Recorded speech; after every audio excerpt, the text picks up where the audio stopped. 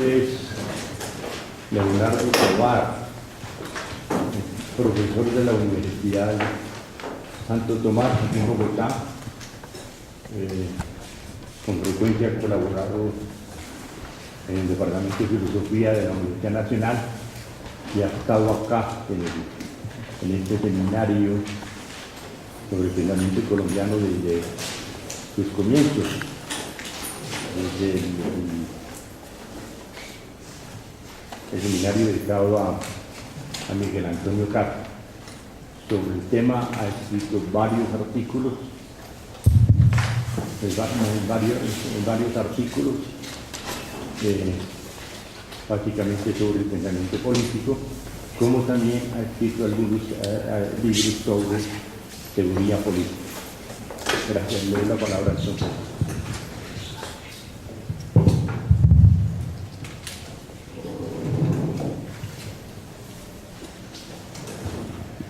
Buenas noches a todos, muchas gracias al profesor Rubén pues por la oportunidad precisamente de estar participando en esta cátedra de pensamiento colombiano.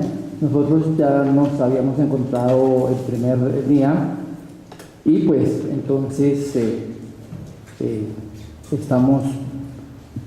proseguimos en esa panorámica de lo que llamamos esta república conservadora de los años 50.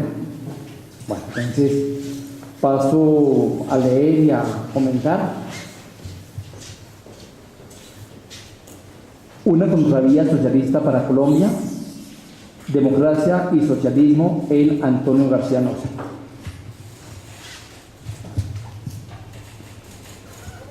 La democracia es un problema de todo o nada. Antonio García en La democracia en la teoría y en la práctica.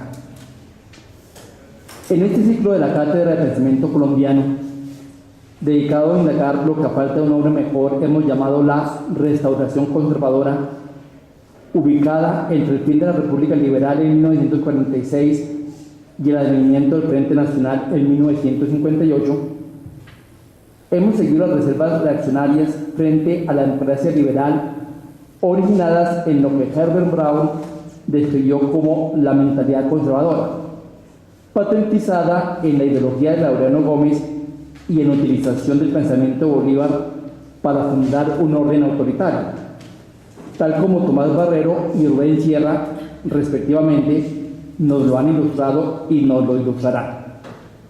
Tanto en los términos generales de la teoría política como en sus aplicaciones históricas y jurídicas en Colombia, los ideólogos conservadores cuestionan la concepción liberal de la democracia por su carácter artificial y formal, ya que bajo el dogma de la mayoría del número se pretendían socavar los valores tradicionales católicos, destruir las jerarquías sociales y económicas y sustituir la construcción corporativa del bien común por una demagógica agitación de las masas, peligrosa por cuanto abría la llave a la conspiración atea, colectivista y plebeya del comunismo. Las acusaciones de ideólogos y voceros del régimen conservador contra el bolchevismo internacional por haber perpetrado el asesinato de Jorge Eliezer Gaitán e instigado la revuelta posterior dan cuenta de esta paradójica alianza detectada por los conservadores entre liberalismo y comunismo.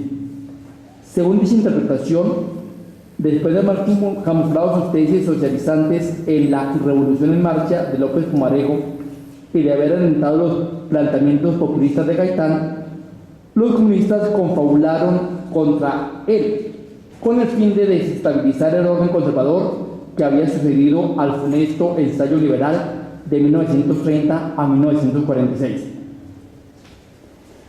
En esta sesión, orientada a exponer el pensamiento del jurista, economista y político socialista Antonio García Nosa, Bogotá 1912-1982, durante la década de los 50, veremos, por así decirlo, la otra cara de la moneda, concerniente a las insuficiencias de la versión meramente formal del liberalismo frente a las exigencias de una democracia integral, orgánica al decir de García, que articulase las exigencias políticas, económicas y culturales que ella en conjunto implica.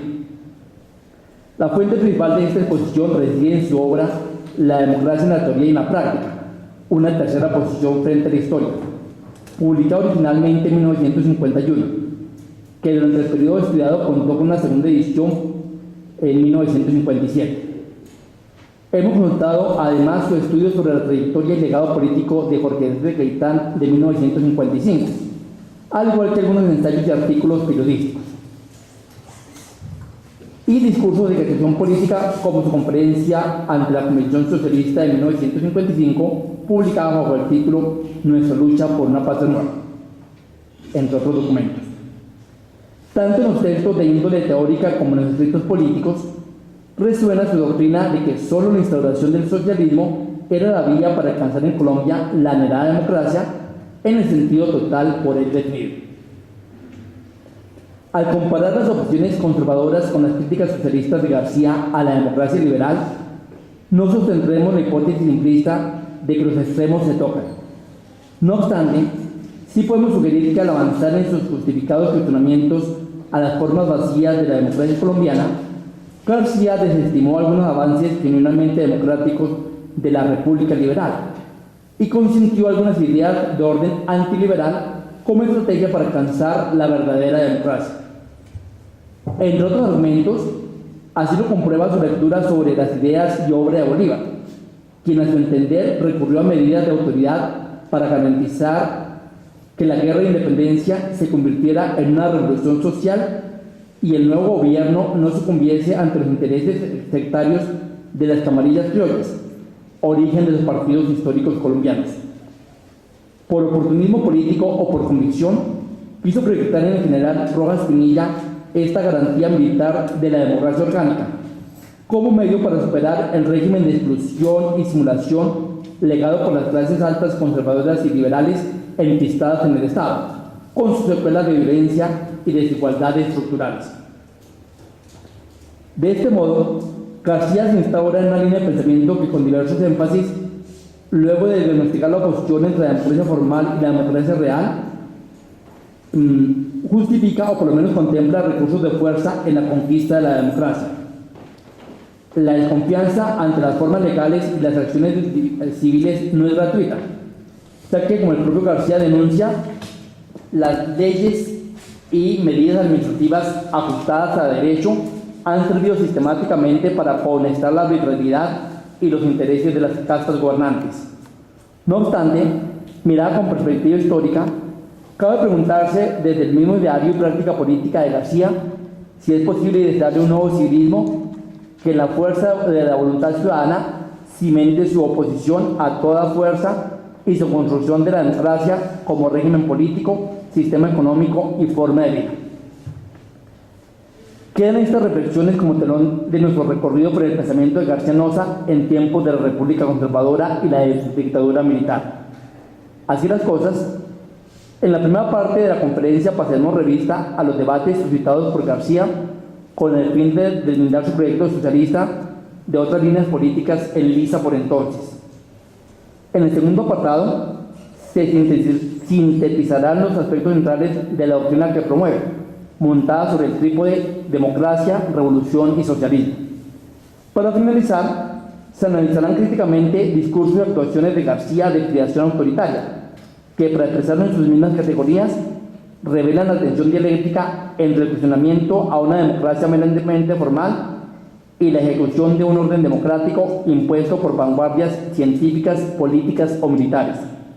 En síntesis, nuestra hipótesis de lectura apunta que los rasgos de autoritarismo que por mor de efectividad se deslizan en su propuesta socialista, paradójicamente se erigieron como una suerte de obstáculo epistemológico para la identidad democrática de su planteamiento y como una barrera histórica para su realización frente a otros proyectos ideológicos, tanto de derecha como de izquierda.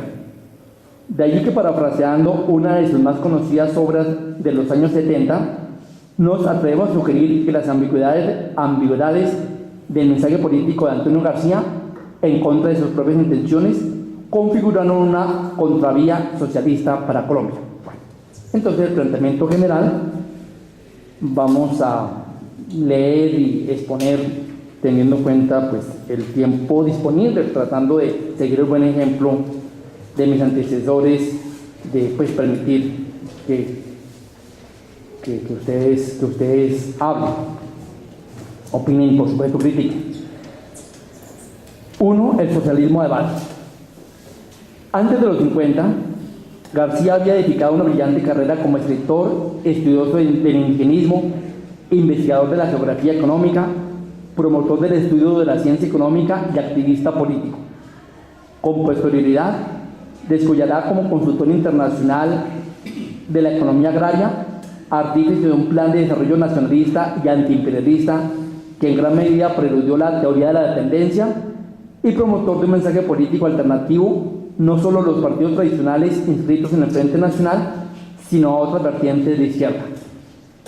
En el intervalo que nos atañe, persisten los elementos previos y se anticipan los elementos posteriores, pero el énfasis concierne a la definición doctrinaria y a la promoción política del socialismo. Con el ánimo de organizar sistemáticamente las discusiones que entabló García al hilo de los acontecimientos durante nuestra convulsionada vida política de mitad del siglo XX, recorreremos el espectro ideológico desde la tendencia prima facie más alejada del mensaje socialista de García, el cristianismo, hasta el comunismo, la corriente a parecer más afín a sus ideas. En el intermedio se ubican sus críticas a los partidos tradicionales, el conservatismo y el liberalismo. En torno a las creencias cristianas y su influencia en la vida social y política, García adelantó varias polémicas con representantes de la Iglesia Católica, tales como el jesuita Félix Restrepo, el padre Mario Rebollo, director del catolicismo, Monseñor Aníbal Muñoz Duque, la Conferencia Episcopal en conjunto y finalmente, pues por lo menos en mi lista, Monseñor Crisanto Luque. A este último dirigió una misiva titulada El socialismo como tercera posición, la crisis de los partidos y la paz social, respuesta a su excelencia reverendísima el cardenal Crisanto Luque. Esto es un texto de 1956, es decir, durante la dictadura de Rojas, donde refutaba las acusaciones exprimidas contra él por el alto jerarca en carta al presidente de la República, general Gustavo Rojas Pinilla. En primer lugar, defendía ante sus detractores del clero la vertiente humanista de su ideario socialista, lejos de las intimidaciones con el materialismo liberal o el materialismo histórico denunciadas por aquellos, los sacerdotes, pues. García sustenta la comunidad de propósitos del Evangelio y del socialismo, pues ambos buscan promover la condición humana, si bien difieren en su inspiración trascendente secular, respectivamente. Para él, la fe socialista en el hombre en nada riñe con la fe religiosa en Dios, sino ambas se complementan, pues un credo espiritual a espaldas del bienestar humano constituye una herramienta ideológica al servicio de las hegemonías humanas. Más aún, en la exploración de una tercera vía alterna tanto al egoísmo capitalista como al colectivismo comunista, no ha estado solo el socialismo, pues también ha sido un empeño de escritores católicos como el padre Félix Restrepo, quien anuncia, Félix Restrepo citado por García, un nuevo orden social que se irá afirmando a medida que el orden del liberalismo sigue agonizando y el orden del comunismo acaba de desprestigiarse. Para García, cristianismo y socialismo deben compartir la lucha común contra el materialismo comunista y el materialismo capitalista, que respectivamente disuelven al hombre en la colectividad o lo asimilan a una cosa más en el mercado. En su criterio, tanto liberalismo como comunismo olvidan al hombre como fin en sí mismo. El primero sembrando la cosa intercambiable como mercancía, el segundo ahogando su individualidad en la colectividad. En comunidad con el catolicismo, el socialismo adopta un frente de lucha común contra los materialismos comunista y capitalista. Sin embargo, los socialistas no pueden menos que llamar la atención sobre el fracaso de la Iglesia Católica en civilizar los partidos políticos en Colombia, ni en comprobar que la jerarquía eclesiástica no ha condenado a quienes han predicado tierra arrasada en contra del pueblo colombiano. El socialismo tampoco comulga con la lucha de clases, pero quiere que la cooperación entre ellas sea efectiva, pues lo que en realidad nos encontramos es con el paganismo de las clases altas, quienes con su explotación de los sectores bajos contradicen sus exclamaciones religiosas. Por ello mismo, no basta un acuerdo moral por la justicia, sino se requiere una transformación estructural de la sociedad. Para denunciar la honda desigualdad padecida en Colombia, García recurre a diagnósticos emanados del mismo clero, comillas. Para hablar de justicia social no hay necesidad de recurrir a Lenin o a Proudhon. Puede recordarse a Fray Domingo de las Casas, creo que se refiere a Bartolomé, o al padre Lebré. Si se examina honestamente la obra científica de este ilustre fraile dominico, sabríamos en qué consisten y dónde se localizan los principios de descristianización de la sociedad colombiana. Aquí alude García a una misión dirigida por este sacerdote en los años 50, Economía y Humanismo, donde pues, se hace un estudio y una denuncia de la injusticias sociales y económicas de la sociedad colombiana. Bueno. Pero en contra de los planteamientos de los teóricos sociales católicos, desecha, pues García, por ilusoria, la opción por la caridad como medio para el cambio social, logro que solo se podrá obtener por medio de una transformación política integral. Con respecto a los partidos históricos, en realidad García no traza ninguna distinción de fondo entre el conservatismo y el liberalismo, pues al parecer ni el primero conquistar el orden, ni el segundo la libertad, de donde como consecuencia el pueblo carece de conciencia política. De allí que califica la lucha partidista como una guerra civil en la que no se enfrentan visiones diversas sobre la realidad, sino un régimen de odios heredados, como cuenta García evocando a Miguel Antonio Calvo. Los prejuicios decimonónicos de estos partidos les han impedido solucionar los problemas del siglo XX, desgarrando al pueblo en dos bandos irreconciliables en vez de prepararlo para el ejercicio consciente de la ciudadanía. La confabulación oligárquica de los dos partidos ha comportado el despojo del pueblo tanto liberal como conservador, sometido a la ley de reserva impuesta por los ricos. La que va a ser, comillas, la que va a ser triunfo de los fuertes y el aplazamiento de los débiles, la que reemplaza la moral de Cristo por la lucha darwinista por la vida. Hasta ahí las comillas. De allí resulta una moral estamentaria basada en la competencia de las castas, no en la cooperación humana. Obnubilados por los intereses bipartidistas, campesinos y obreros divididos el día de la muerte a nombre de las dos divisas políticas, mientras medran las oligarquías y caudillos de los dos partidos. Bajo la hegemonía liberal conservadora, la pretendida tradición jurídica de los colombianos no ha sido más que la continuidad del amparo legalista de los privilegios económicos, sociales y políticos de las clases gobernantes. Desde la Constitución Radical de Río Negro en 1863, pasando por la Asamblea de Delegatarios de 1886, la Constituyente Liberal del 36, la abortada Constituyente de Laureano Gómez, la oposición ha sido sistemáticamente excluida por los partidos en el poder.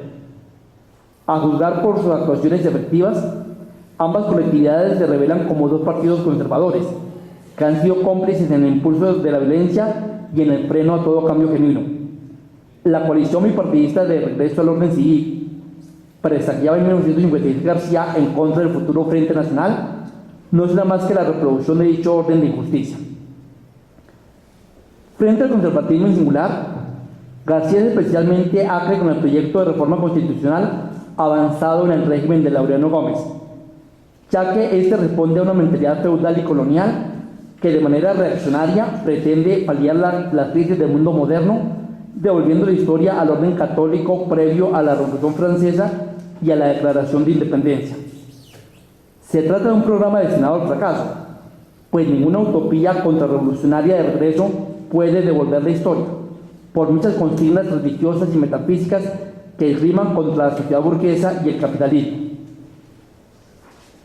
En torno a la supuesta compatibilidad del liberalismo con los ideales redistributivos del socialismo, García polemiza con Juan Lozano y Lozano, aduciendo que en contra de lo formulado en los albores del siglo por el general Uribe y recientemente por Jorge Luis Gaitán, Carlos Arango Vélez, Turbay Ayala y Palacio Rudas, los cuatro periodos de gobiernos liberales demuestran el carácter conservador de este partido.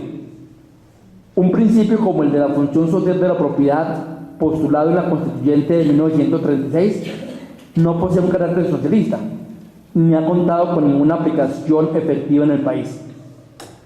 Ante el fracaso compartido de los partidos históricos, García se pronuncia contra las propuestas relegitimadoras del poder liberal o conservador, como la instaurada después en el Frente Nacional, que ya hemos dicho.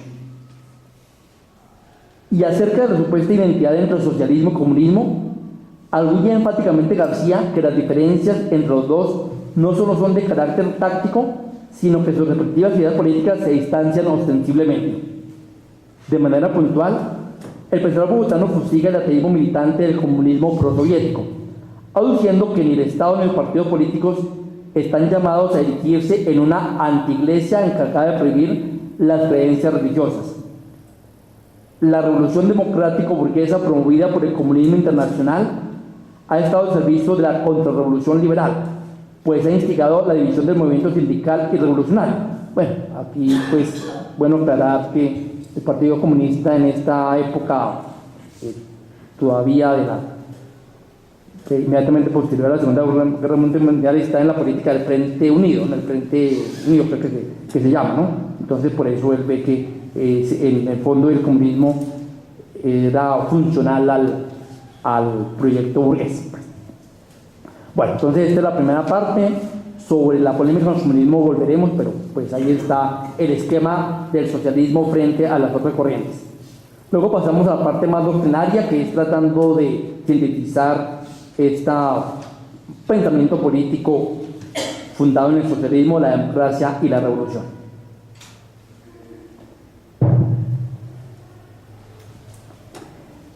En este capítulo intentaremos ofrecer una visión de conjunto de la doctrina política de García, tal como se previene en sus dos obras mayores de los 50, La democracia en la teoría y en la práctica, y Caetano y el problema de la revolución, así como en Manifiestos políticos. Siguiendo lo anunciado, articulamos la exposición mediante las categorías democracia, revolución y socialismo, ya que existe una conexión íntima entre las tres. Una vez descartadas las falsas concepciones de democracia ligadas al pensamiento capitalista o al comunista, la democracia en su verdadera concepción integral se impone como la finalidad central de la vida personal, social y política. Pero ella no puede alcanzarse mediante una simple evolución reformista de las condiciones actuales, sino requiere una honda transformación revolucionaria de las mentalidades, las estructuras socioeconómicas y el régimen político. En su carácter de tercera vía, alejada de la inercia conservadora de los partidos tradicionales y de los extremismos colectivistas del comunismo soviético, el socialismo se concibe como la organización política llamada a poner en práctica estos cambios revolucionarios en pos de la anhelada democracia total. 2.1. La democracia orgánica. El título de la tercera parte de la democracia en la teoría y en la práctica sintetiza la concepción orgánica de la democracia en García. La democracia como un problema total e indivisible. Contraprendido por los modelos liberales, católicos o comunistas clásicos, cada cual a su manera, la democracia no se puede descomponer, porque implica la unidad dialéctica de la vida política, socioeconómica y ético-cultural. Cualquier distinción de funciones se justificará por necesidades metodológicas en el estudio o administrativas en la ejecución, pero resulta equivocado separar las dimensiones en juego, comillas. De allí la urgencia de una doctrina de integración, que articule y ligue en el mismo sistema vital los distintos factores en que se descompone la vida democrática: la economía, el orden político, el Estado, la cultura, la ordenación social, la ética que se desprende de esa trama de relaciones. Hasta ahí las comillas. Todas las lecturas de la democracia que eluden dicha integración recaen en formalismo, pues confunden la parte con la totalidad. Así, los teóricos liberales privilegian la democracia política, basada en el funcionamiento de las instituciones representativas y en el sufragio universal, y restringen la democracia económica a la igualdad de oportunidades supuestamente derivada de la igualdad jurídica ante la ley, sin reparar en las efectivas condiciones de vida de los ciudadanos ni en cómo éstas afectan la misma práctica política de la democracia. Con dicho pensamiento se tergiversa el genuino sentido ideológico de la democracia, pues esta no se restringe al gobierno político de las mayorías ni a la igualdad jurídica de los propietarios.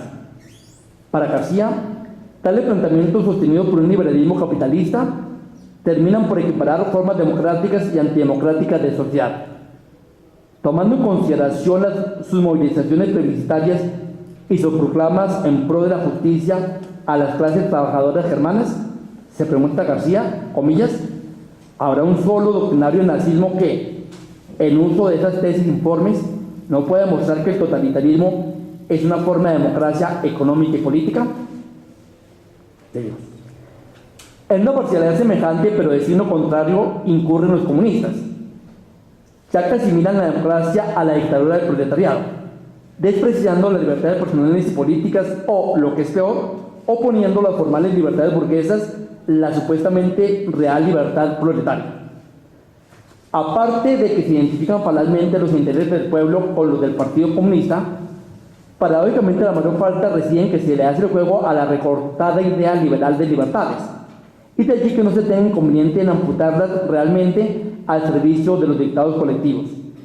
A cambio, la planificación económica pretende liberar al hombre de la necesidad material, aspiración sin duda necesaria pero insuficiente, ya que la libertad no se agota en la libertad económica.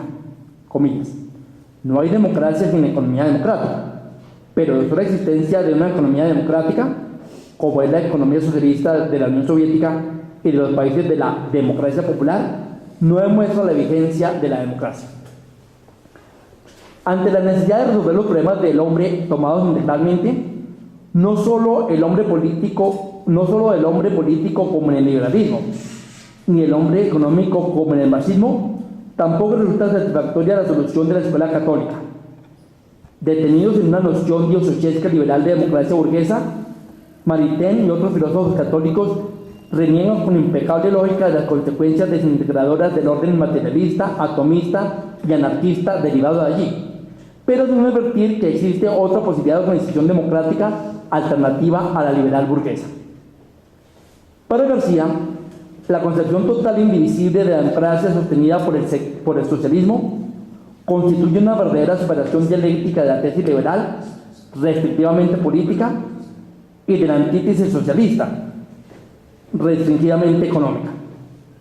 No obstante, advierte, esta lectura del socialismo como síntesis dialéctica en el conflicto capitalismo-comunismo, en un caso autoriza considerarlo como un término medio o como un estadio transitorio. Precisamente por sus alcances totalizantes, el socialismo no puede ser reducido a un parcial equilibrio entre dos extremos parciales, ni como el paso a un sistema político y social más integral. Comillas. No, el socialismo es un sistema completo de vida y no una puerta de entrada a la tierra prometida de la sociedad comunista. Solo tomando íntegra e integralmente los distintos factores que constituyen la vida personal, social y política, en la atención a su dinámica histórica, se podrá edificar una democracia orgánica, que no se derrumbe como el anarquista edificio de arena levantado por el liberalismo burgués, ni se cierre sobre sí mismo como el comunista bloque de cemento armado, metáfora del propio García, que aquí parafraseamos. Una democracia auténtica debe así responder solidariamente a los factores cuantitativos, universalidad y pureza del voto, cualitativos, conciencia política del pueblo, y orgánico, instituciones de representación legislativas y ejecutivas. Luego de cuestionar el régimen de partidos en Colombia, que pone a la nación al servicio de la causa partidista gobernante, y desestimar al Parlamento bicameral por carecer de motivaciones sustantivas o funcionales, García propone un poder legislativo unitario de carácter orgánico como el propio de la buscada democracia total.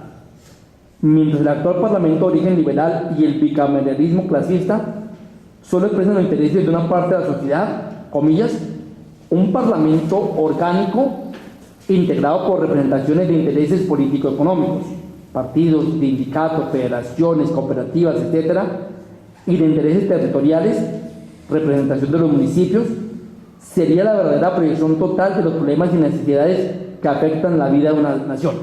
Hasta ahí las comillas.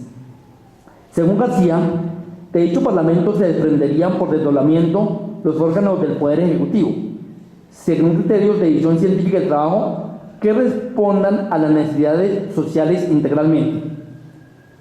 La separación de los poderes públicos legada por Montesquieu es anacrónica, carece de vigencia práctica y solo persiste hoy como una superstición liberal.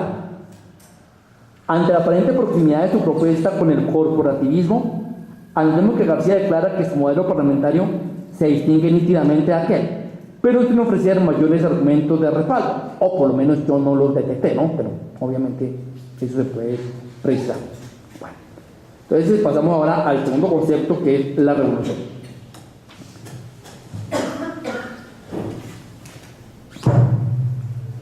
En el libro que dedicó a analizar los alcances y límites de la gesta política de Gaitán, García destina varios apartados para esclarecer el correcto sentido de la revolución, según lo expuesto o a partir de las tesis del inmolado líder en las ideas socialistas en Colombia.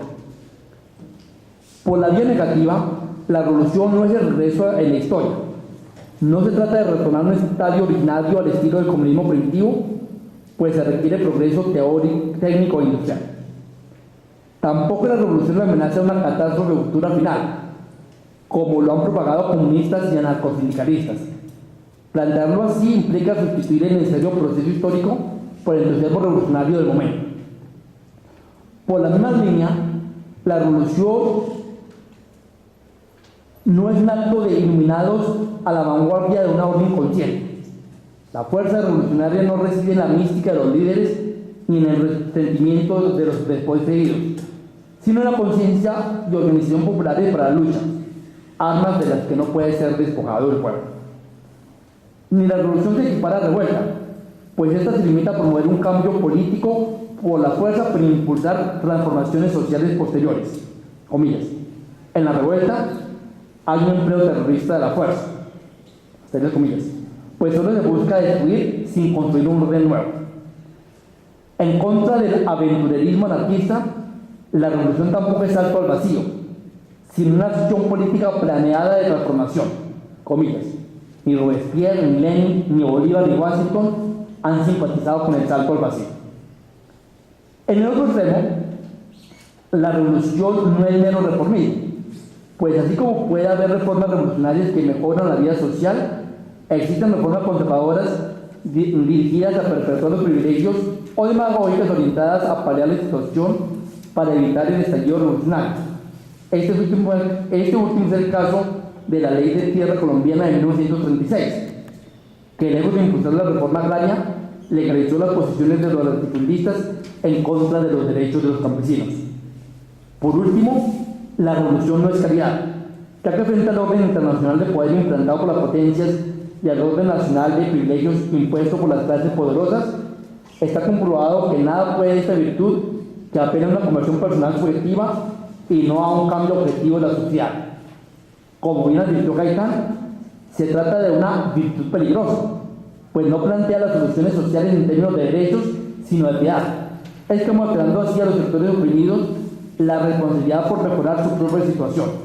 Comillas, solo el pueblo puede salvarse, solo el pueblo debe salvarse a sí mismo. En términos positivos, García, interpretando a Gaitán, define la revolución como, comillas, una toma de poder por medios violentos o por medios pacíficos, con el objeto de emplear este poder en la sustitución de un sistema de vida por otro, conduciendo a la sociedad más adelante y más arriba. La toma del poder, su empleo revolucionario y la transformación progresista de la sociedad constituyen los tres momentos que ligados definen una genuina revolución. Ahora bien, toda revolución implica el uso de la fuerza, pero no necesariamente esta supone el uso de las armas, pues también cabe la vía de las acciones pacíficas, populares o tumultuarias, el término que utilicé. Sobre la necesidad de la vía militar se pronuncian las exigencias históricas. Así, la Revolución de Independencia requirió de la guerra, porque solo la victoria militar era capaz de extirpar el orden colonial e instaurar el orden republicano. Ante el fracaso de los alegatos legales de Nariño y Camilo Torres, le cupo al general Bolívar romper por las armas la legalidad sustentadora de los privilegios hispánicos y crear la nueva legalidad independiente, comillas. Está demostrado históricamente que todo orden de privilegios no se desmonta por medio de recursos simplemente parlamentarios legales. El privilegio tiene su propia legalidad, que solo puede ser suplantada a la fuerza. Llevado por una superstición legalista centenarista que se remonta al general Santander, para quien el bien o el mal se harían si así lo dicta la Constitución, ello fue lo que tarde comprendió Jorge Reyes de Gaitán. Apenas en su última etapa pública, el abogado aprendió lo que la experiencia le enseñó al político, a saber, que el camino reformista es insuficiente para conquistar las transformaciones revolucionarias. Y el tercer concepto, el socialismo. Bueno, vamos a ver cómo vamos con esto. En su acción proselitista a favor de la creación de un partido socialista, García buscó llevar a la práctica los análisis teóricos e históricos que había adelantado en sus obras sobre la democracia y sobre Gaitán. En el manifiesto que lanza el 1 de mayo de 1955, en el acto de fundación del Partido Popular Socialista, inscribe en primer lugar la lucha de los socialistas colombianos dentro de la lucha de los pueblos débiles frente a las grandes potencias capitalistas o comunistas. Por culpa de las ideologías totalitarias de comunistas, fascistas y capitalistas de diverso cuño, los hombres no han podido convivir en un mundo común, sino se defienden en diversas especies que apenas pueden colindar. En su condición de tercera posición, el socialismo constituye la visión objetiva de los países oprimidos, que se resisten en hacerle el juego a los intereses dominadores de las grandes potencias. Dice García, no estamos comprometidos con Washington o con Moscú. Bueno. Y García ahí se muestra partidario de lo que con el tiempo fue el movimiento de los no alineados. Concentrándonos en la política interna, la misión socialista comienza con la denuncia del sistema de exclusión en que han sido cómplices los dos partidos tradicionales, haciendo consciente al pueblo de los derechos que se han negado. Comillas. Lo que tenemos que decirle al pueblo no es en qué consiste la teoría de la democracia y de la economía planificada, sino que vea sus propias carnes, su casa, su mesa, sus hijos, su presente y su porvenir. Lo que tenemos que enseñarle es a verse a sí mismo. El día que lo entienda y sepa de qué derecho ha sido privado y en qué medida ha sido defraudado, comenzará el proceso victorioso de la Revolución Colombiana. Hasta ahí las comidas. Para García, la solución no estriba en repotenciar el poder de los viejos partidos, sino en crear un nuevo partido, el socialista, que responda a los intereses y garantice los derechos del pueblo, siempre conculcados. Dichos derechos han sido consagrados en la Constitución y promulgados en los manifiestos partidistas, pero han brillado por su ausencia en la red histórica del pueblo. Así que le cabe al socialismo la responsabilidad de restituirlos en la práctica efectiva. En el manifiesto que estamos siguiendo, García compila en 20 puntos el programa socialista. En las reivindicaciones políticas, sociales y económicas que contiene, destaquemos las siguientes: paz, compañía y justicia como antídoto contra la violencia; establecimiento de un verdadero Estado de Derecho que sustituya el falso orden vigente; reforma administrativa que incluya lucha contra la corrupción y la participación técnica de todos los partidos en la administración estatal; reforma fiscal que contemple impuestos progresivos sobre tierras y capitales ociosos; descentralización económica; nacionalización del crédito con el fin de promover el desarrollo de las empresas y de la nación; reforma agraria basada en la colonización interior de las mejores tierras agrícolas; control público de los grandes reinos económicos; nacionalización de los servicios de salud y establecimiento de un sistema de seguros sociales con el fin de garantizar el acceso a los servicios médicos; nacionalización de la enseñanza primaria y técnica; régimen de responsabilidades para los partidos y los representantes públicos. Como a menudo ocurre en la política, el cuidado del asunto no reside tanto en las finalidades trazadas, pues qué duda cabe de la conveniencia de las medidas propuestas, o por lo menos de la buena intención que las animaba, sino en las mediaciones invocadas. En el tercer y último apartado de la conferencia, indagaremos sobre los efectos, a nuestro parecer perversos, de la mediación militar de la democracia orgánica.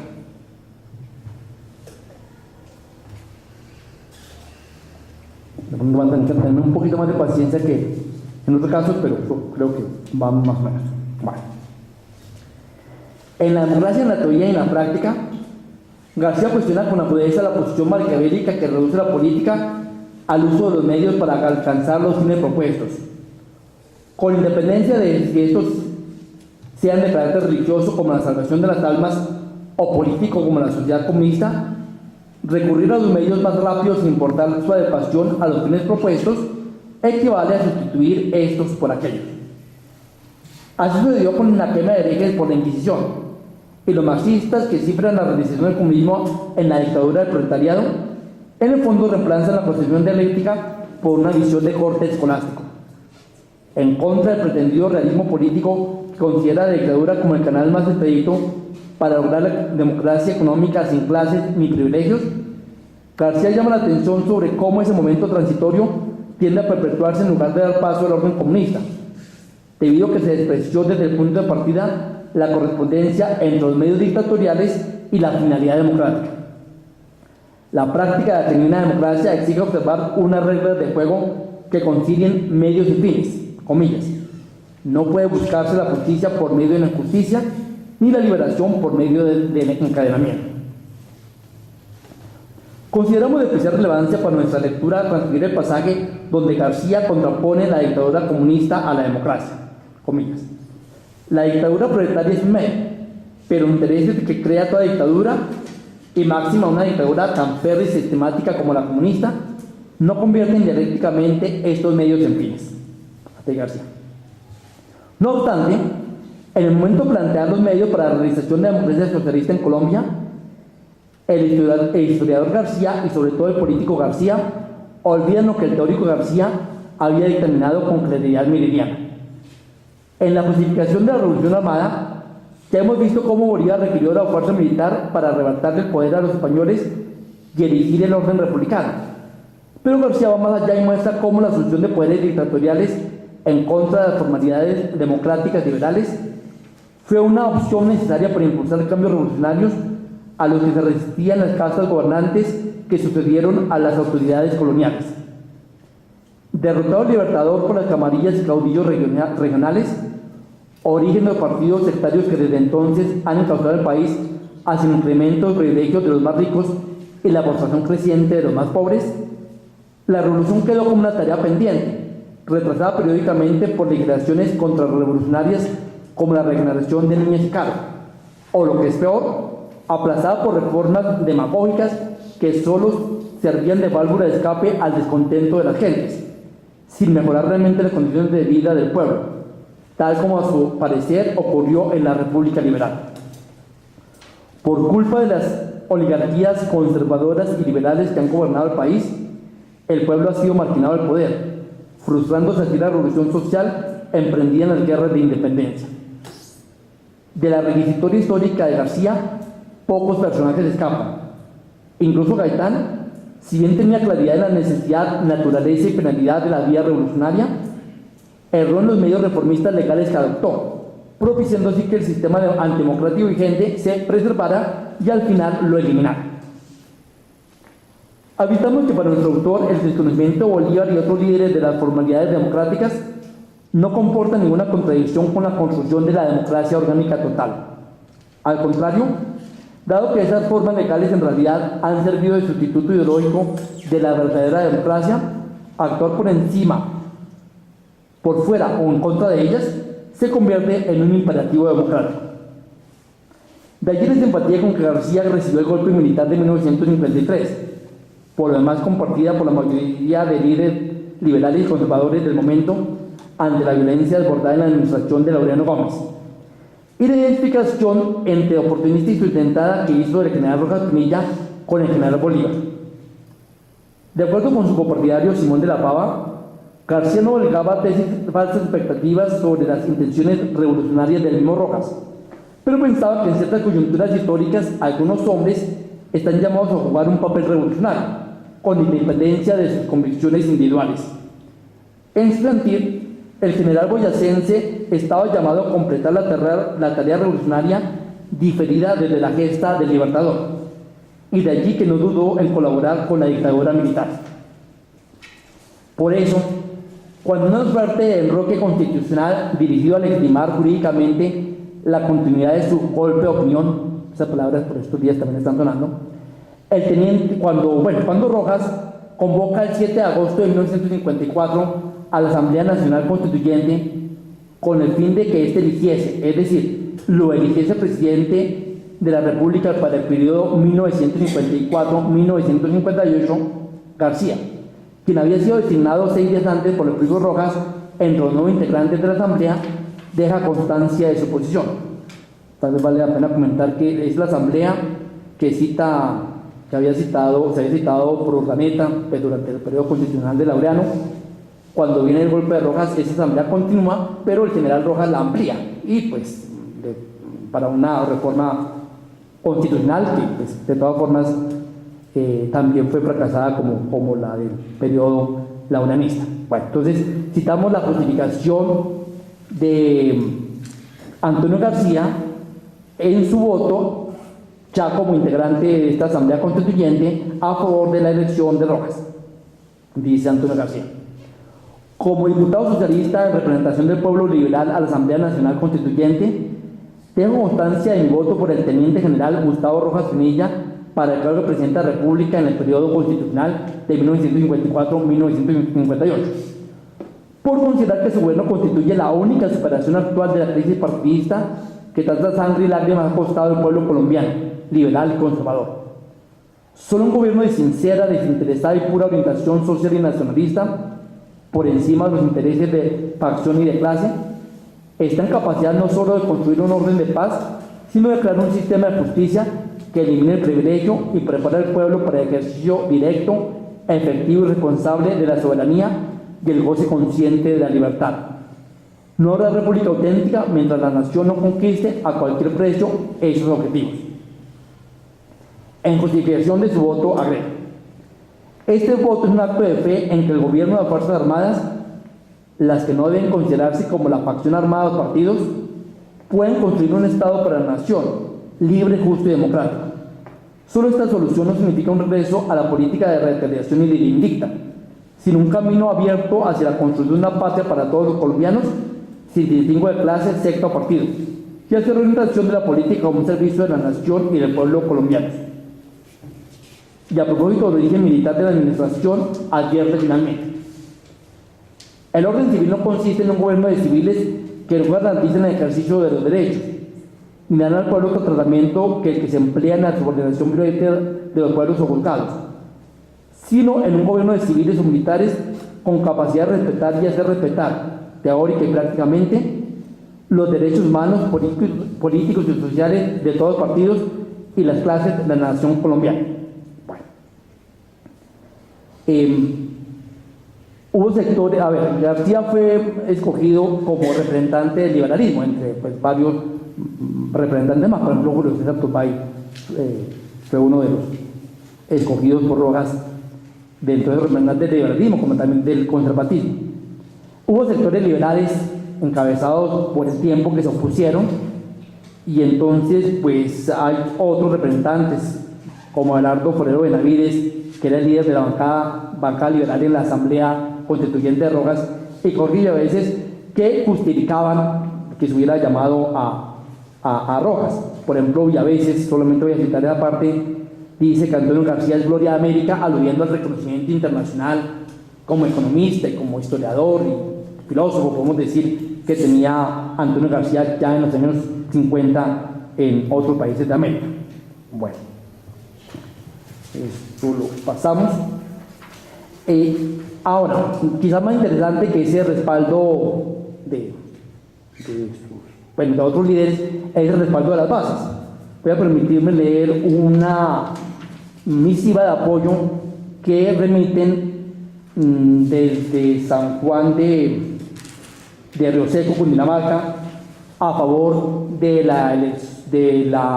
llamado de Antonio García por Rojas a conformar la Asamblea Nacional Constituyente. Dice el corresponsal Antonio Carmona: protesta energúmenas oligarquías liberales por su exaltación constituyente, es manifestación inequívoca de desorientadores, autores catástrofe liberalismo. Reconocen que el Partido Socialista Colombiano ha llegado al poder con las Fuerzas Armadas a la cabeza, para la salud de la patria. Siga jefe con la bandera en alto, que 7 millones de colombianos hoy le siguen con esperanzas muy fundadas. Bueno, García en la Asamblea integró la Comisión de Asuntos Económicos, que curiosamente tenía otra función que al final de cuentas, uno leyendo, es la que más tiempo utilizó, que era autorizar los ascensos de los militares.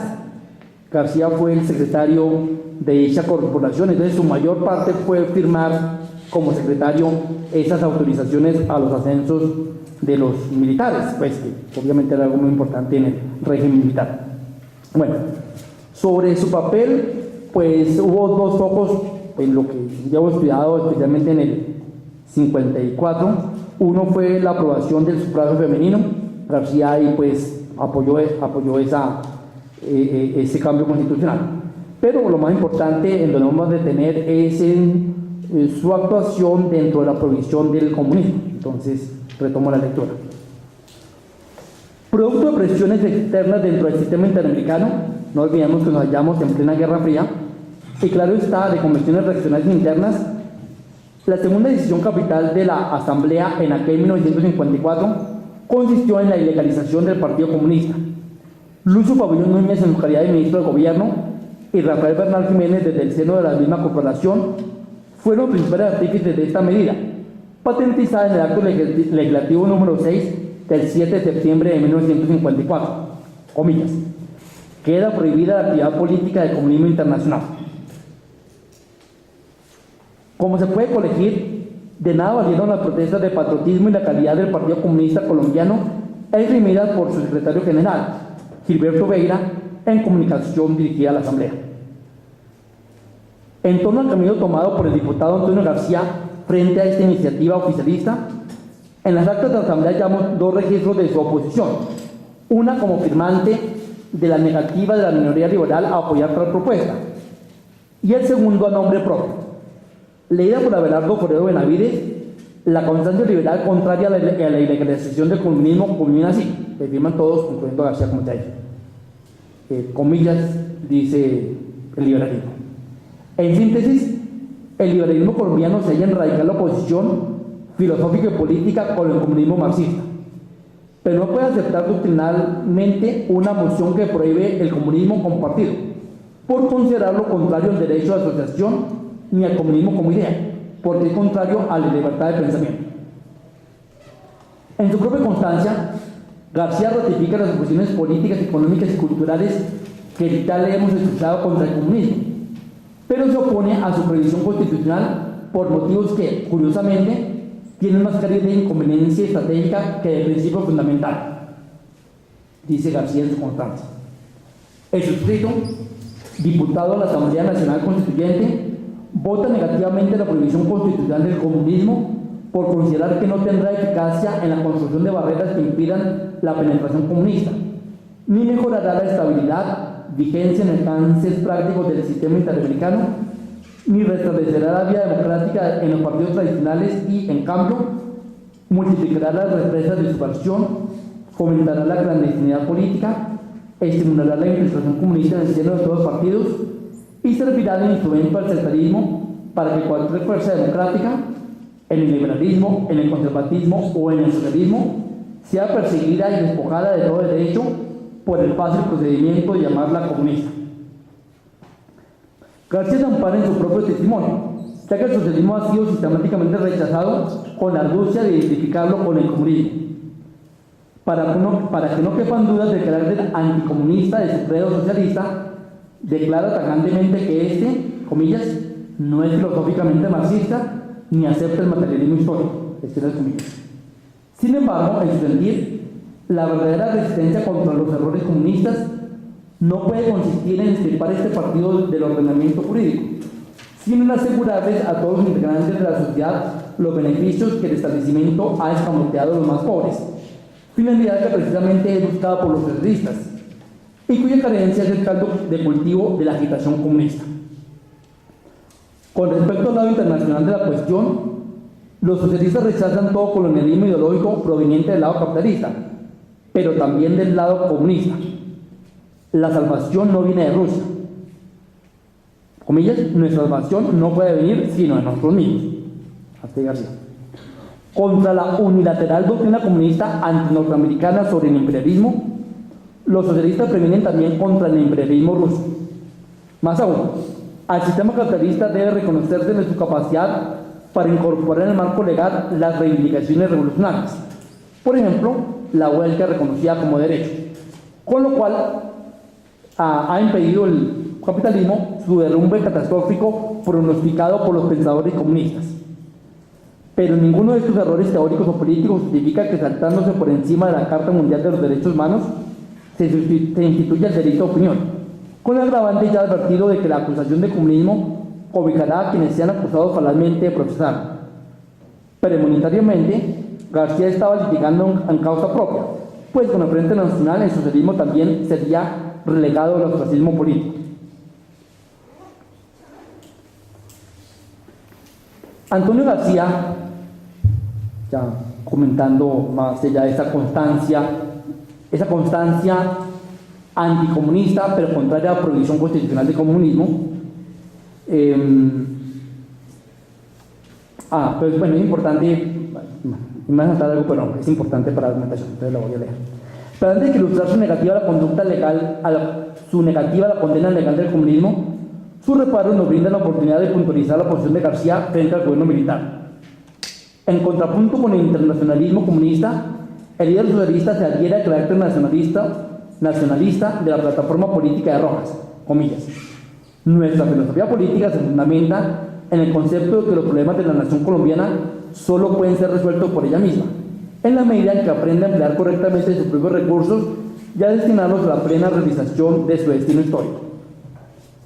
En esta línea argumentativa, García concluye su constancia anticomunista, pero contraria a la legalización del comunismo, con el siguiente acto de fe sobre la administración militar. Creemos luchar eficazmente contra el comunismo, cooperando activamente en la realización de la plataforma nacionalista expuesta por el presidente Rojas Pinilla, en nombre y representación del gobierno de las Fuerzas Armadas. Hasta ahí lo referente a esta constancia. Antonio García sobre todo reconocía al régimen militar la posibilidad de un espacio político para la promoción de la causa socialista, oportunidad que se le había negado bajo los gobiernos conservadores y liberales. Luego de las adversidades de sus incursiones políticas de los 40, el régimen de Rojas sirvió de escenario para el relanzamiento de la causa socialista. La acción proselitista no se limitó a la propagación del mensaje socialista, sino incluyó la organización de cuadros políticos, la edición de libros y folletos destinados a la educación ciudadana en el socialismo, la animación de la vida cultural desde los ideales socialistas.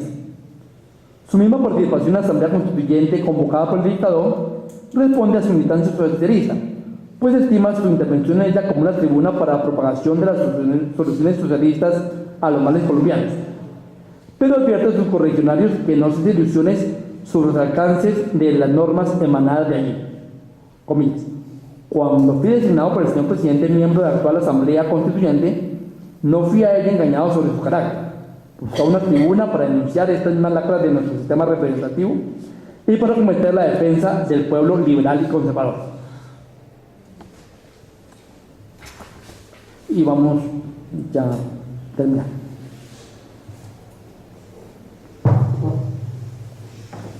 Con la caída de Rojas en 1957 y el advenimiento del Frente Nacional al año siguiente, se concertó el pacto de caballeros entre los dirigentes de los partidos tradicionales contra el cual tanto había prevenido García. Con Emilio Valencia a la cabeza, sus copropietarios socialistas publicaron un folleto donde denunciaban el acuerdo oligárquico de Titz, ¿cómo se dice? Titz, ¿cómo se dice? Donde se hizo el Frente Nacional. Sí, vale. Entre Alonso Gómez y Alberto Lleras, y llamaban a oponerse al plebiscito. Desde Chile, donde se había refugiado, en septiembre de aquel año, el propio García dirigió a la Junta Militar una carta abierta en el mismo sentido, que de alguna forma nos ayuda también a compilarlo, como dicho. Retornando sobre su reserva frente al régimen feudal y petrificado de partidos imperante en Colombia, el líder socialista acusa a los abusivamente autoproclamados jefes naturales del conservatismo y el liberalismo, Laureano y Alberto Lleras, claro, de usar el plebiscito no como un método democrático de consulta a opinión pública, sino como una maniobra autoritaria para servirse de ella. En lugar de implantar las reformas políticas, sociales y económicas republicanas que urge el país, la reforma busca relegitimar la hegemonía bipartidista de las castas que han gobernado la nación. Revisando la confianza que había depositado en el gobierno militar, se duele de que la corrupción hubiese impedido la transformación de Colombia, pero más corruptor será entregarles a las dos facciones culpables el usufructo del presupuesto y del poder del Estado. cuando la verdadera solución consiste en eliminar la justicia social, reformar los partidos y educar al pueblo para ejercer la ciudadanía y la libertad. El verdadero delito político de Rojas radicó en no haber comprendido que la función revolucionaria del gobierno militar consistía en enfrentarse a la crisis social legada por los partidos tradicionales. Pero precisamente por ello la solución no estriba en la coalición republicana de castas